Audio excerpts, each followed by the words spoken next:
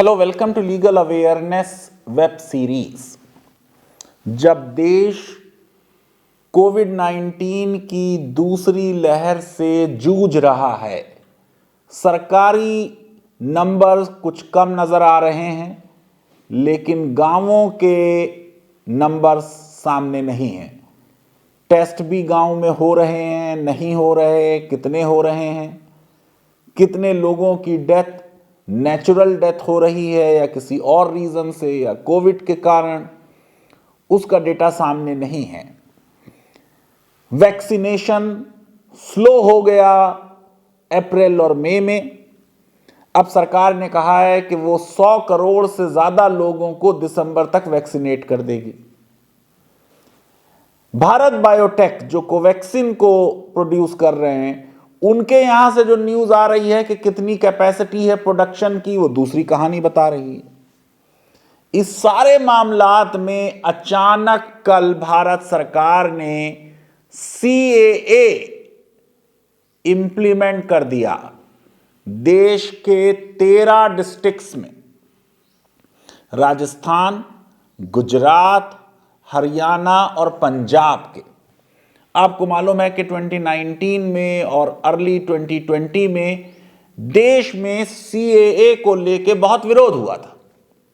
शाहीन बाग का बहुत लंबा एजिटेशन 100 दिन तक चला था और कोविड-19 की वजह से खत्म हुआ था। आसाम में और नॉर्थ ईस्ट में बहुत प्रोटेस्ट हुई थी। इन सारी वजूहात की वजह से अभी तक सीएए के रूल्स नोटिफाई नहीं हुए हैं। सीएए के रूल्स नहीं बने हैं, लेकिन सीएए 13 डिस्ट्रिक्ट में लागू हो गया और चंद देशों के यानी अफगानिस्तान, पाकिस्तान और बांग्लादेश से आए हुए लोग अब भारत की नागरिकता पा सकते हैं। उसकी कुछ शरायत हैं जिनके बारे में बात होगी। देखिए, सबसे पहले तो यह समझ लें कि भारत के संविधान ने देश में बाय बर्थ सिटीजनशिप हर पैदा होने वाले आदमी को दी थी। उसके बाद उस लॉ में संशोधन हुआ, सिटीजनशिप अमेंडमेंट एक्ट आया, 87 में कुछ शरायत सख्त की गई, 2003 में और सख्त कर दी गई। अब लॉ यह है कि कोई भी जो इलीगल माइग्रेंट है उसको भारत की नागरिकता नहीं मिल सकती। लेकिन अजीब चीज यह है कि जो पूरी जिंदगी इलीगल माइग्रेंट की सियासत करते रहे, 2015 में और 2016 में एग्जीक्यूटिव ऑर्डर से इलीगल माइग्रेंट्स के खिलाफ डिपोर्टेशन और एक्सपल्जन की प्रोसीडिंग्स को खत्म कर दिया गया। कौन है इलीगल माइग्रेंट? देश का कानून फॉरेनर्स एक्ट हमें बताता है कि जो भारत में बिना वैलिड ट्रैवल डॉक्यूमेंट्स एंटर हो जाए, यानी उसके पास पासपोर्ट नहीं है, उसके पास वीजा नहीं है, या पासपोर्ट है तो वीजा नहीं, ये एक कैटेगरी। दूसरी कैटेगरी वो है जो जब भारत में आया तब तो उसकी वैलिड एंट्री थी यानी वीजा था, अब फिर वीजा एक्सपायर कर गया और वो अपने देश नहीं लौटा। इन सारे लोगों के विरुद्ध देश के कानून के हिसाब से कार्रवाई होती थी, होती है, लेकिन कुछ देशों के कुछ धर्मों के मानने वाले लोगों के विरुद्ध कार्रवाई 2015-16 से बंद कर दी गई और 2019 में कंट्रोवर्शियल सिटीजनशिप अमेंडमेंट एक्ट पास किया गया। भारत में नागरिकता पाने के कई तरीके हैं। बाय बर्थ, बाय डिसेंट, आपके मां बाप, दादा दादी अगर भारत में रहे हैं, बाय रजिस्ट्रेशन, बाय नेचुरलाइजेशन आप भारत में रह रहे हैं बहुत लंबे अरसे तक, तो आप भारत की सिटीजनशिप ले सकते हैं। या कोई टेरिटरी भारत का हिस्सा बन जाए, पहले वो किसी और देश का हिस्सा थी, अब वो भारत का हिस्सा बन जाए, तो वहां के रहने वाले सारे लोग हमारे नागरिक बन जाएंगे। अब जब इस लॉ को देखेंगे आप नेचुरलाइजेशन के, तो इसमें शर्त यह थी कि 11 साल आप भारत में रह लिए हों पिछले 14 साल में से। इस शर्त को सिटीजनशिप अमेंडमेंट एक्ट ने डाइल्यूट कर 5 साल कर दिया कि अगर कोई भारत में 5 साल से रह रहा है। अब जरा इस लॉ को समझने की जरूरत है। सिटीजनशिप अमेंडमेंट एक्ट के हिसाब से आपको भारत की नागरिकता मिलने की एलिजिबिलिटी जब ही होगी जब आप 31 दिसंबर 2014, 31 दिसंबर 2014 तक भारत में एंटर कर गए। अब पहले शर्त 11 साल के रेजिडेंस की थी, उसे घटा के अब कर दिया गया 5 साल। यानी अगर आप भारत में 31 दिसंबर 2009 तक आए हैं तो आपको सीएए के बेनिफिट मिल सकता है और आपको सिटीजनशिप मिल सकती है, गो कि आप इलीगल माइग्रेंट हैं, यानी भारत में बिना ट्रैवल डॉक्यूमेंट्स के, बिना वीजा के, बिना पासपोर्ट के आ गए। दूसरे ये जो बेनिफिट मिलेगा ये सबको नहीं मिलेगा, ये सिर्फ बांग्लादेश, पाकिस्तान और अफगानिस्तान के लोगों को मिलेगा।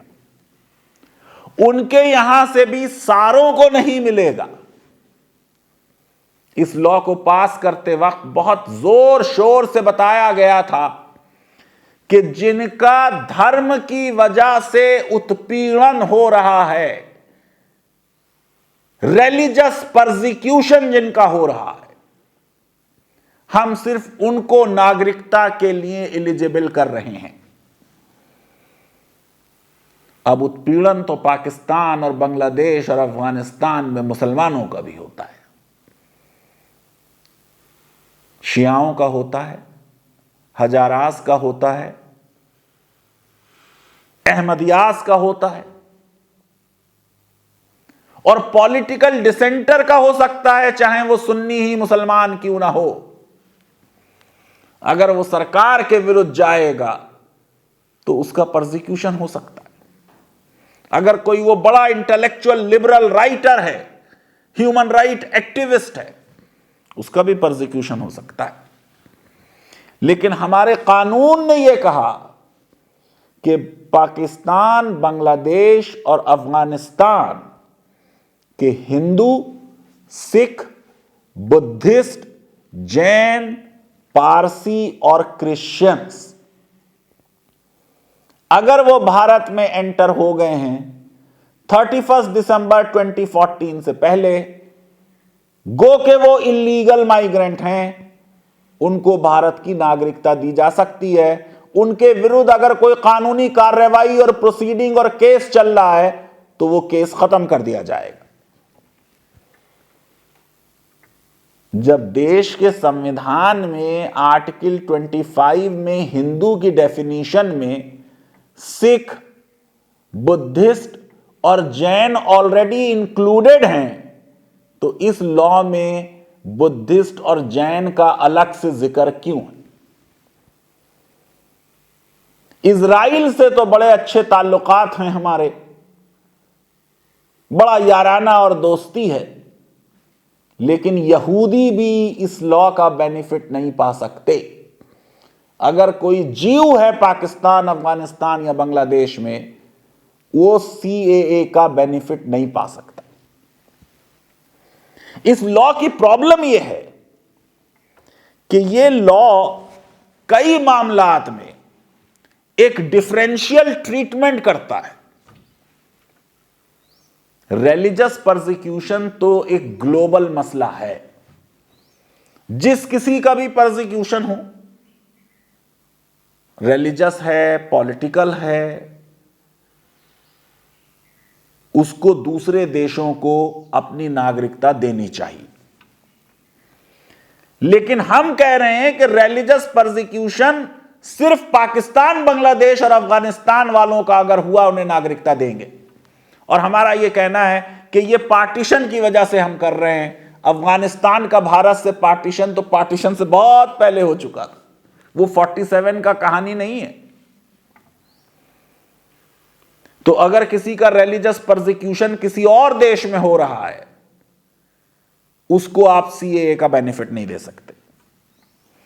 दूसरा डिफरेंस यह है कि कौन सी रिसर्च हुई है और कहां से पता चला कि 14 दिसंबर 2014 के बाद पाकिस्तान, बांग्लादेश और अफगानिस्तान में बड़े हालात इंप्रूव कर गए हैं। अब सब रिलीजियस परसिक्यूशन खत्म हो गया, इक्वालिटी आ गई, डिस्क्रिमिनेशन समाप्त हो गया। क्या आज पाकिस्तान में रिलीजियस डिस्क्रिमिनेशन नहीं हो रहा, या बांग्लादेश में नहीं हो रहा, या अफगानिस्तान के हालात बहुत अच्छे हो गए हैं? अभी चंद दिन पहले अफगानिस्तान में सिखों के ऊपर अटैक हुआ था, पाकिस्तान में भी हो चुका है गुरुद्वारे पर अटैक। इसलिए ये जो एक आर्बिट्रेरी हमने डेट फिक्स की है, इसका कोई जस्टिफिकेशन नहीं है। तीसरे, रिलीजन के बेसिस पे डिफरेंस। रिलीजियस परसिक्यूशन अगर मुसलमान का और जीव का हो रहा है, उसे बेनिफिट नहीं मिलेगा। अगर वो ईसाई है, बुद्धिस्ट है, सिख है, जैन है, हिंदू है, बेनिफिट मिलेगा। तीसरे, जो परसिक्यूटेड आदमी है वो भारत में कहां रहता है, यह डिटरमिन करेगा कि सीएए का बेनिफिट मिलेगा या नहीं मिलेगा। अगर वो tribal area of Assam, Meghalaya, Mizoram और त्रिपुरा में रहता है, शेड्यूल 6 के जो एरियाज हैं, उसे सीएए का बेनिफिट नहीं मिलेगा। इसी तरह अगर वो इनर लाइन परमिट जिन राज्यों में है, अरुणाचल प्रदेश में, मिजोरम में, नागालैंड में, तो उसे सीएए का बेनिफिट नहीं मिलेगा। आप बताइए, अगर परसिक्यूशन बुनियाद है इस लॉ की, तो आप बेंगलोर में रहते हैं या इलाहाबाद में रहते हैं या प्रयागराज में रहते हैं या गुवाहाटी में रहते हैं, इससे क्या डिफरेंस? जब कोई परसिक्यूटेड होता है तो जो फर्स्ट पॉइंट ऑफ एंट्री उसे किसी दूसरे देश में मिलता है जहां वो आसानी से जा सकता है, वो फौरन वहां चला जाता है। मैं ये समझता हूं कि इस लॉ की संवैधानिकता पर जो सुप्रीम कोर्ट में 150 पेटिशंस हैं, उन पे पहले हियरिंग हो जानी चाहिए थी, सुप्रीम कोर्ट का फैसला आ जाना चाहिए था। शायद सुप्रीम कोर्ट उसको अपहोल्ड ही कर देती, रूल्स नोटिफाई होने चाहिए थे, और फिर ये जो जियो इशू हुआ है वो होना चाहिए था। लेकिन ये कहने के बाद मैं ये भी जरा बता दूं कि पर्सपेक्टिव अगर क्लियर हो तो आप चीजों को डिफरेंटली देखते हैं। लीगल अवेयरनेस वेब सीरीज में रुथलेस ऑब्जेक्टिविटी हमारा मोटो है।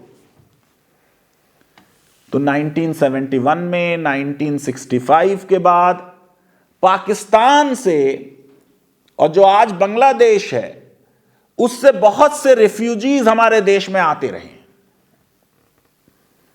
समय समय पर आते रहे। 1992 में बाबरी मस्जिद गिरा दी गई, उसके रिएक्शन में जो पाकिस्तान में हुआ मामला, उसके बाद कुछ लोग आए, बड़ा अनफॉर्चुनेट मामला हुआ। 2007 में 880 पाकिस्तानी भारत में आए, 2008 में 1246, 2009 में 1000, अब ये लोग जो पाकिस्तान से आते हैं ये अक्सर पिलग्रिमेज वीजा पे आते हैं। जो भारत में हिंदू तीर्थ स्थान हैं उनका वीजा लेके आते हैं और यहां ओवर स्टे कर जाते हैं। जैसे मैंने आपको बताया कि ओरिजिनल एंट्री लीगल और बाद में आप वीजा खत्म हो गया, वापस नहीं लौटे तो आप इलीगल माइग्रेंट बन गए। हमारे देश ने जो पाकिस्तान से रिफ्यूजीज आते रहे नॉन मुस्लिम्स, उनके लिए अपने दिल खोल दिए। 24 रिफ्यूजी कैंप राजस्थान के बाड़मेर में 1971 में बनाए गए थे। 1978 में भी, जैसा कल नोटिफाई किया भारत सरकार ने, 13 डिस्ट्रिक्ट्स के डिस्ट्रिक्ट मजिस्ट्रेट और जलंधर पंजाब के लिए उनके होम सेक्रेटरी और फरीदाबाद हरियाणा के लिए हरियाणा के होम सेक्रेटरी को केंद्र सरकार की नागरिकता देने की पावर डेलीगेट कर दी गई। यह काम पहले भी हो चुका है। इसलिए जब हम सरकार के फैसलों को देखें तो यह ऑब्जेक्टिविटी हमें हमेशा अपने पास रखनी चाहिए। तो 78 में राजस्थान और गुजरात के डीएम को इसी तरह ऑथोराइज कर दिया गया था कि वो सिटीजनशिप दे दें। सरकार ने जमीनें प्रोवाइड की और 90 मिलियन रुपीस कैश में दिए।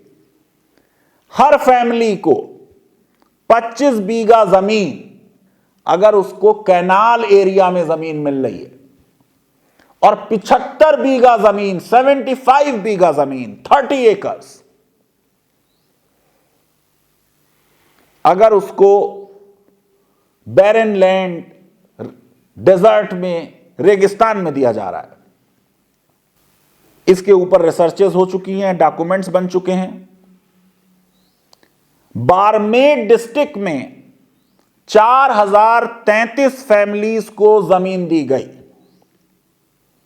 बीकानेर में 3166 को, जैसलमेर में 507 को, जालौन में 51 को। और जब आप लोकल लोगों की जमीन रिफ्यूजीज को देंगे तो उसका रिएक्शन भी होगा। तो विदर्भ, कच्छ में, गुजरात में 500 लोगों ने, लोकल लोगों ने अटैक कर दिया इन रिफ्यूजीज पे। 2001 और 2 में अशोक गहलोत की कांग्रेस की सरकार थी राजस्थान। उन्होंने एक स्टेट लेवल की कमेटी बनाई। उस कमेटी ने यह कहा कि सिंपल एफिडेविट अगर कोई पाकिस्तानी दे दे कि वो पाकिस्तानी नेशनल है, वो उसके लिए काफी होगा। 5 साल से जो यहां रह चुके हैं वो लोग बॉर्डर एरियाज विजिट कर सकते हैं। और जोधपुर और जैसलमेर और बाड़मेर में इसी तरीके से नागरिकता दी जाए। जनवरी 2004 में